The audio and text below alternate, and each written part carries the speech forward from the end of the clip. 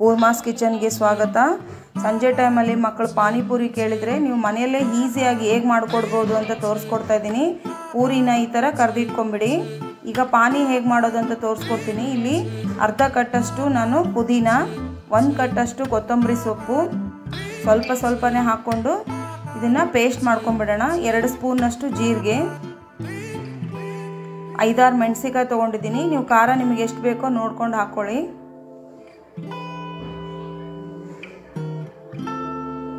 ರುಚಿಗೆ ತಕ್ಕಷ್ಟು ಉಪ್ಪನ್ನು ಹಾಕಿ ಪೇಸ್ಟ್ ಮಾಡ್ಕೊಳ್ಳೋಣ. ಈಗ ಇದನ್ನೆಲ್ಲ ಒಂದು ಪಾತ್ರೆಗೆ ಹಾಕಿ ನಾವು ಪಾನಿನ ಕಲಿಸ್ಕೋಬೇಕು. ಇದಕ್ಕಿಷ್ಟು ಬೆಲ್ಲ, ಹುಣಸೆ ಹುಳಿ, ರುಚಿಗೆ ತಕ್ಕಷ್ಟು ಉಪ್ಪು, ನೀರು. ಕನ್ಸಿಸ್ಟೆನ್ಸಿ ನೋಡಿ ನೀವು ನೀರು ಹಾಕ್ಕೊಳ್ಳಿ.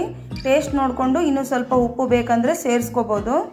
ನಾನು ಈಗಾಗಲೇ ಬೆಂದಿರ್ತಕ್ಕಂಥ ಆಲೂಗಡ್ಡೆನ ಸ್ಮ್ಯಾಶ್ ಮಾಡಿ ತೊಗೊಂಡಿದ್ದೀನಿ. ಇದಕ್ಕೆ ಉಪ್ಪು, ಖಾರ, ಚಾಟ್ ಮಸಾಲ ಹಾಕಿ ಚೆನ್ನಾಗಿ ಮಿಕ್ಸ್ ಮಾಡ್ಕೋಬೇಕು. ಇದಕ್ಕೆ ಬೇಯಿಸಿರ್ತಕ್ಕಂಥ ಬಟಾಣಿ, ಹೆಚ್ಚಿರ್ತಕ್ಕಂಥ ಈರುಳ್ಳಿ ಎಲ್ಲನೂ ಸೇರಿಸಿ ಚೆನ್ನಾಗಿ ಮಿಕ್ಸ್ ಮಾಡ್ಕೊಳ್ಳಿ.